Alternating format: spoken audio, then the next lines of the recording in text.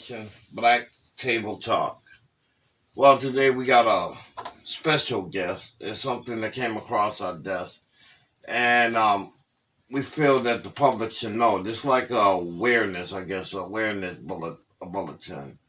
Let me get a greetings first. In the name of Allah, the Beneficent, the Merciful, I bear witness that there is no God but Allah, and I bear witness that the most honorable Elijah Muhammad is his messenger.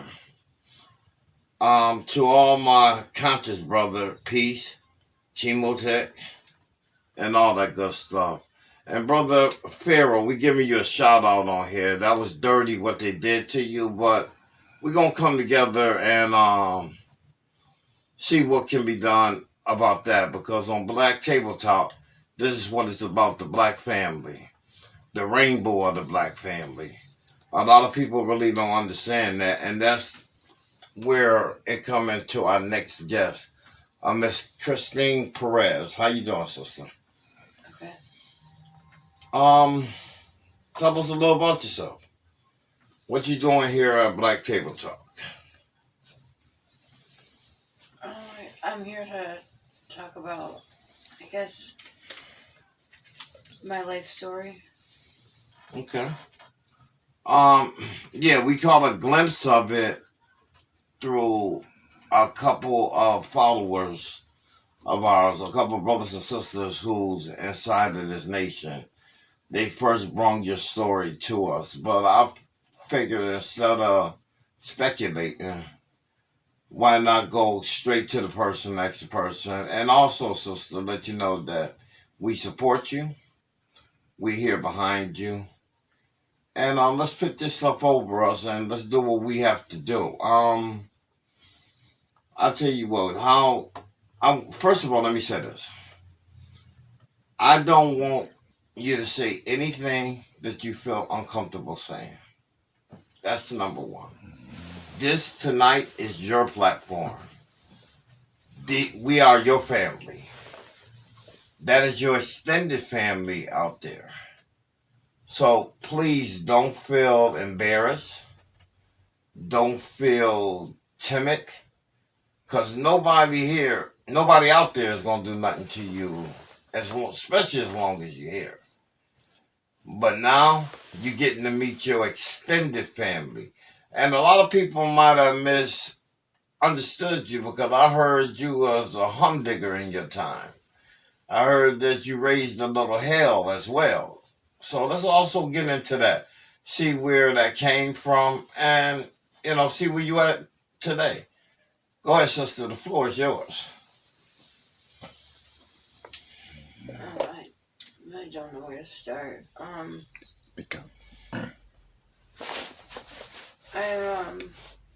here to talk about. I guess I'll start with growing up as a kid. My father left when I was young. This your biological father? Yeah, before I could remember. Okay. And so growing up, I only knew one father, and that was Bob Hogan. Okay, let me cut you off 1 minute, sister. Look at me for a minute. You're a beautiful sister. Ain't nothing no bastard out there done to you is going to diminish you from that. So always hold your head up. Because if you can see up, you can get up. It's nothing you done. You don't take the weight of that bastard and put on you. So go ahead, sister. Go ahead, talk to your big brother, and tell me what's going on. That's okay. Let the tears flow. Sometimes the tears clear the soul. You cry now, he cried later. So I guess growing up, I had. What's this bastard name again? Bob Hogan, Robert Hogan III. He's still in the New York area? Machias, yes. So New York got a rapist in the area. And is he in hiding or something? No. Okay. That's good for us to know. He's out enjoying his life. fishing, hunting, using people, and um, grooming children. Wow. Unbelievable. When I grew up, Is he black? No. Now, if that was a black man, would he still be living? No. I don't believe he will be either. Especially not with political climate now today. And the police would definitely have got involved, even if it was a whisper. I'm really surprised that this guy done touched so many beautiful women, done wrecked so many souls, and he's still allowed to roam free. Ain't that something? Well, you were talking about your early childhood. Yeah. Growing up, I was always his favorite. I got to go,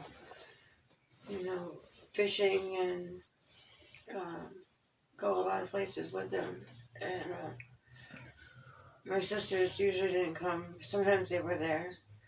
We'd go to his family's house and play or get babysat over there.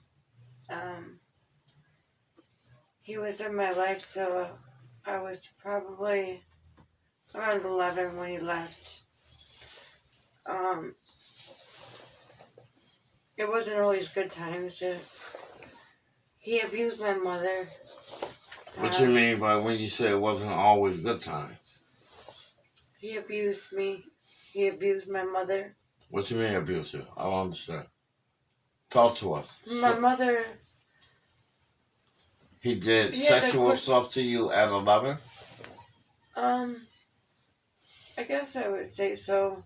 I didn't think about it at the time. Well, what I want you to do is, because you put the allegation out there, I don't want no one said from this platform that we putting something on the person that's not there. So if he didn't do nothing to you, then say that he didn't do nothing at that time. But if he did, let me know, because we understand the power of a rapist. A power of a rapist, what they do, they take their victim and they groom them. It's a very slow but thorough process. You know what I mean? He might be call himself whooping you, but he's getting his freak off by doing it. You know what I mean? So, because I heard you said that he beated you with belts and stuff like that. And so that's the reason why I asked you that if that's the time that he started, let us know, because then we can let the people know the age of the victim to start watching out for, because he'll start attacking or grooming at that age. Okay, well, that's what I was getting into. He used to, it started off, just little things I'd get in trouble for, leaving something out, not doing the dishes, just stuff, little stuff. And at first it was... But what did he do, holler at you? Well, yeah, but he'd make me take my pants off, and first he started with his hand, and he would beat me hard. Till I couldn't sit down. Probably around, they say 7 or 8 is when he started beating me with belts. Always naked. I always had to take my clothes off and bend over his knee. Drink you some water, sister. Take your time. Don't worry about it. You talking to your family. When we would go over to his sister's house, he had another favorite over there, the only girl at the time, the only girl, and she was always his favorite then too. And as a kid, you don't think about things like that. You just think you're special. Right. He would tell me, started by age 8 and up, how I was going to be a knockout when I got older. Let me ask a question. Is she willing to verify your story? At the moment, I'm not in touch with her. I don't know if she got scared. I do have messages to back up statements from her. Okay, and we'll definitely welcome her on the show. We don't want to feel like we want all the victims to come if they will come. Well, we have planned to go to the police together and Okay. support each other through that. When I'll get into that in a little bit. Eventually, like I said, he beat my mom quite a bit. Broke her nose quite a few times. Then one time I had a friend over, and he and my mom were fighting, and me and my friend went to my room, shut the door, and the door had slats in it, and we could see through the slats. And he had a shotgun, and I thought he was going to kill my mom.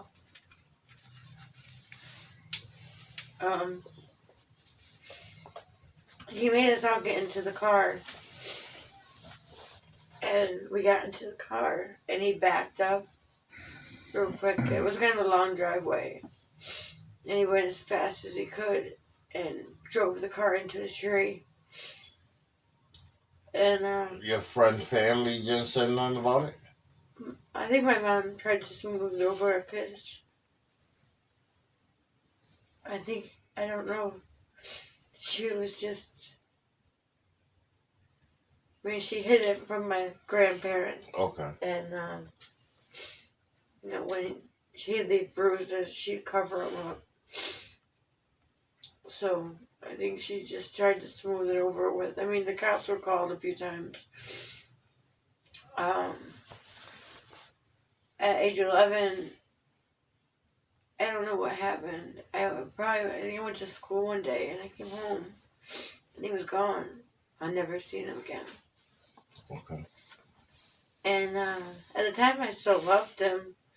That was my only father. I didn't know anyone else. And I was mad at my mom. I didn't understand why she made him go away. I felt abandoned. Broken. Right.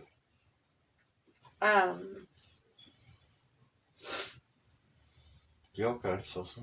You okay? Do you need any tissue or anything? No, I'm okay. I just speed ahead. I had 2 beautiful kids, and I worked a good job. I worked for the county nursing home for 10 years, and then I had a back injury, and it led me into pain pills. I got addicted to the pain pills, and it led me into heroin. I ended up getting in trouble with the cops a couple times, and from your addiction. And I went to jail for 9 months. I was sentenced, and while I was in jail, I had about I would say 2 or 3 weeks left before I was leaving. I decided to go to rehab afterwards. So during that time, his daughter, so my stepsister, was incarcerated for a DWI. Okay. And I was so happy to see her. I hadn't seen her in years. We had played when we were kids. And I asked about her father, and, she had said how good he was doing, and I asked if she would deliver him a letter, if I wrote a letter, and she said she would, because she was getting bailed out that day. And she left with the letter.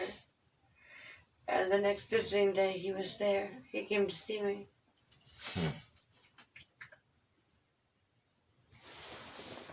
That was by your invitation?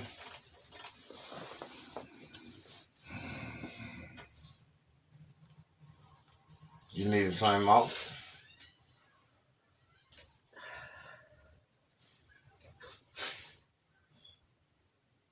You need time out? No,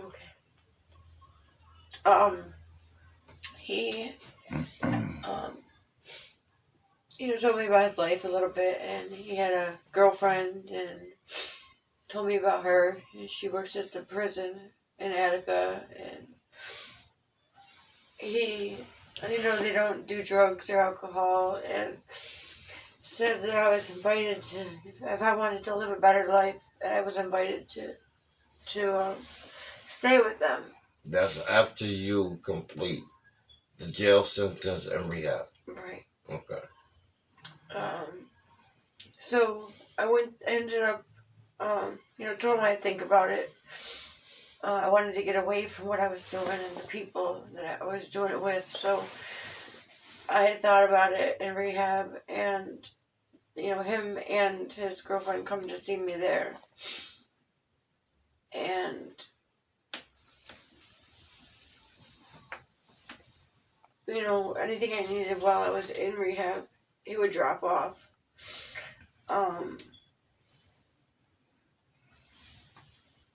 I enrolled in school, went back to college. For what? Mortuary science. Mortuary science? And I learned how to hunt with him. We had some good times hunting, and he, shortly after I started staying there, would make comments that weren't appropriate. Like, not just to me, to his daughter. He'd talk about her rack.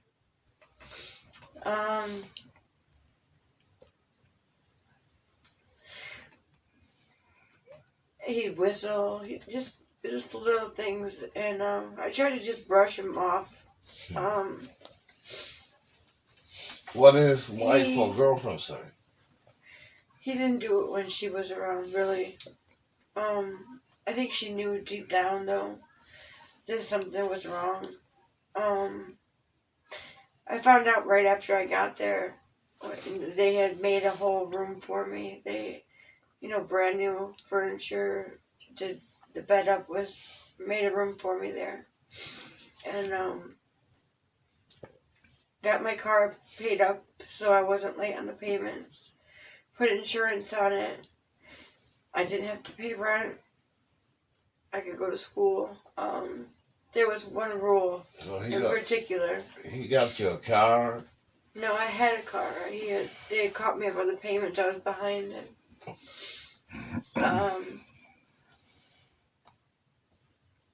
I guess it was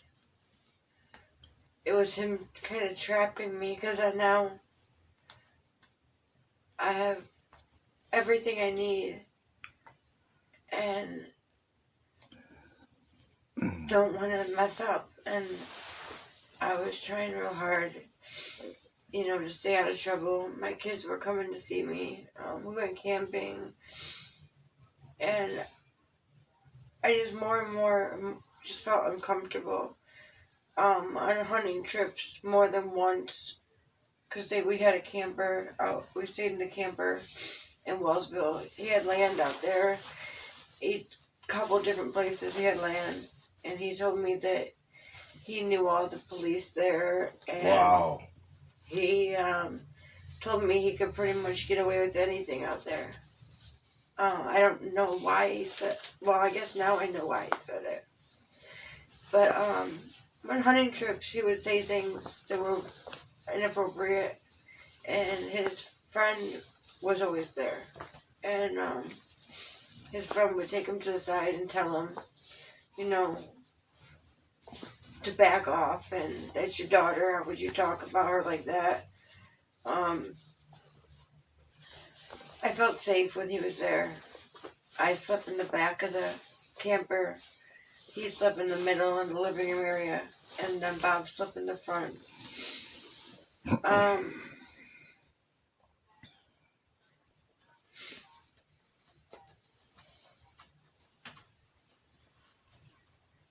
Sorry.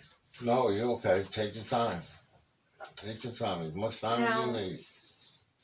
after a while of being there, I'd say probably 2 months or so, um, they, I don't know if I mentioned, I had one rule there, and my rule was I wasn't allowed to have a boyfriend. So, How old was you when you got there? 30. Wait, 30 years old, and the rule was you wasn't allowed to have a boyfriend. Yeah, he made it seem like Who made the rule? Him or his wife, or he both of them did. together? He did, and I think he kind of talked her into that rule. She didn't so much as follow it, I guess. Like, she didn't, I don't think she minded, but he said I needed to concentrate in school, and I wasn't allowed to have a boyfriend. That was, one of my rules. So, Yeah, anyways, because he know he do something crazy, somebody can knock him upside his head. So I understand that one rule. he, How much older is he to you? God, I'm not sure, but old enough to be my father. He eventually we had started going to see a band, and I really liked the band, so we went out. He didn't drink, so I thought it was weird, but he wanted to go listen to the music, and his friend always came. It was never just the two of us that went. Again, there were several times where his friend would butt in and make sure that I was okay. We had gone all the way to Bradford one time to a bar out there where they were playing, and there was a guy dancing with me to some song. I was just having a good time. I didn't know their name, didn't care to know their name. We just had a dance, and we got kicked out because he tried to fight the guy. So we left, and on New Year's Eve, it was December 31st, 2016. There was a New Year's party at his family's house in Wellsville, and we were all planning to go. His girlfriend had to work in the morning, so she stayed home, and we were supposed to be going to pick up the same friend. On the way, we turned to take the shortcut to Wellsville and Franklinville, and I asked, are we going to pick him up? And he said, no, he had other plans. He's not coming. Later, I found out that when I asked him how come he wasn't there to protect me, he said, I waited for you guys. I didn't go anywhere. You were supposed to come get me. So we had planned all along. You didn't have his number? I could get a hold of him through Facebook. And so I didn't question it. I just figured, okay, he's not coming. I felt a little uneasy because I had already started drinking. He had made it a point to buy me a bottle of Absolute vodka, and it was on my dresser with 2 lemons. When I got back from wherever I was that day, it was just appeared in my room. There was nights when I went to bed and he would come in and sit at the end of my bed and just talk to me, and it didn't seem right. But I never questioned it. I just always thought of him as a father. A little weird, but nothing I couldn't handle. He would come sit at the end of your bed and talk. What would y'all talk about? Just about our day, but I was just uncomfortable. Like, I wanted him to leave so I could go to sleep. It just wasn't, I guess it wasn't appropriate. How he, I don't know, it made me feel real uneasy. But anyways, back to New Year's. We went to a party and he was having me drink in the car.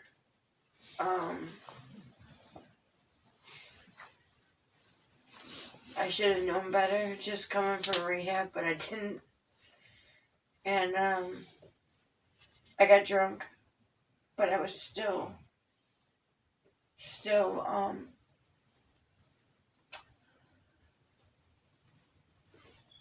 able to think and know, be aware of what was going on. The party was in the garage, and nobody was to go in the house. Just kids was in bed sleeping, and there's probably about 6 or 7 people there total.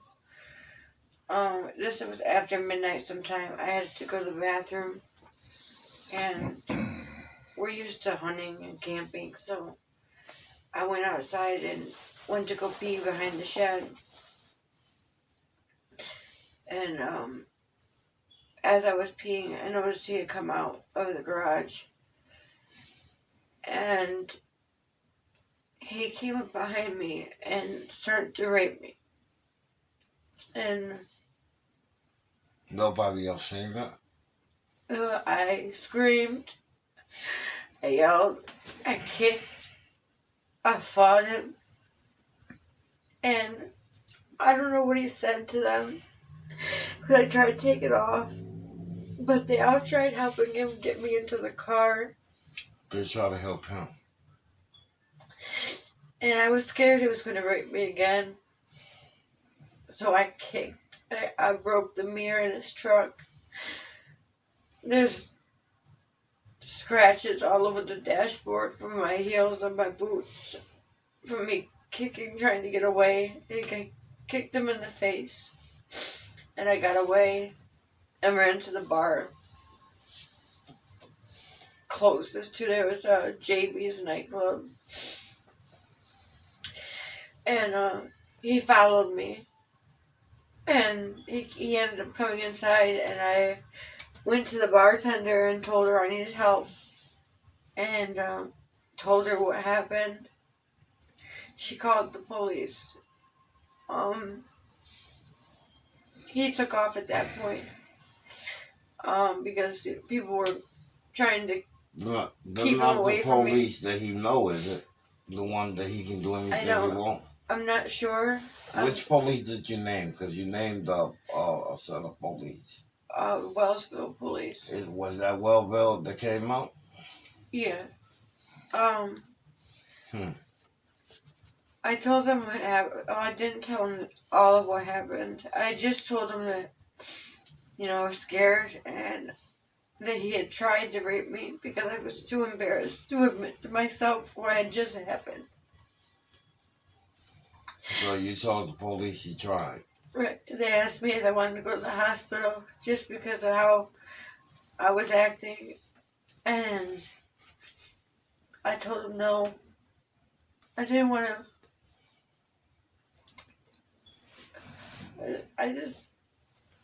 It's okay, so you are not the monster. I keep telling you that. It's all right. But you got to tell your story. Do you want the other girl that he carried around in his wallet to go through that? No, and that's why I'm coming forward now. That's why I say you're not the monster. See, they conceal it. You reveal it. His girlfriend has a couple granddaughters. In particular, there's one. He told me that she reminded me. I'm not gonna say it on here. Okay, beautiful. We respect that. He said she reminded him of me when I was a kid. And he carries a picture of her. Not of his own grandkid, not of anyone else. To the very day? Right, in the truck with him, wherever he goes. Carries the picture of the little girl.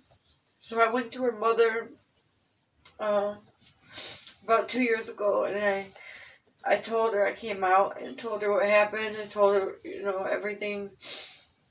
And she said she had heard a few things from his sister and her sister's husband, and she thinks he's a creep, and she wouldn't be letting the kids go over there anymore. So I felt better about that. But after it came out, um, of course he denied it. His daughter defended him, said I was a liar. And when that happened, his niece reached out to me, and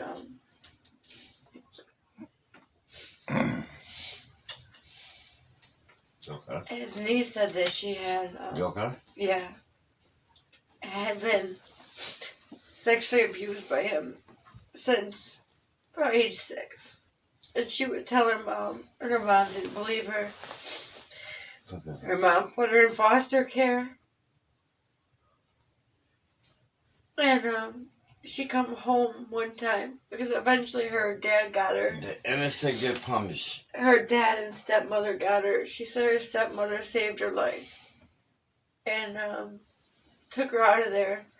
But she came home to visit for a Christmas holiday. And the same thing happened. She said, I believe you. I stand by you. And I want him to go to jail. She said he got me drunk and he raped me too. How many victims do you think you have? Oh, I said, I know me and her. There's another girl I heard that was 17. That happened years ago. Her mother never believed her about the rape or anything until her cousin, so her mother's sister's daughter, came forward and said how he talks to her. That's when they started believing her. But she wanted to come forward and go to the police, and I don't know if she got scared. But I wish she would contact me. Okay, we'll put your number at the end of this broadcast, as well as any help that anybody want to help you and with your defense fund, because I understand because of the behavior, you got some things you have to take care of in order to straighten your life out. Yeah, I had a relapse. Well, it looked like you had a relapse when you first went there. Could you tell us right? He was feeding you alcohol. Yeah. So it wasn't a relapse. It was a continuation. Now I've been clean for a little over 2 years. Oh, that's beautiful. That's beautiful. Trying Clean to put from my life, heroin and all of that garbage. That's trying beautiful. to put my life back together. Building relationship with my kids. Okay. Well, that's how you do it. You do it one day at a time. I just want them to, never be afraid to come forward.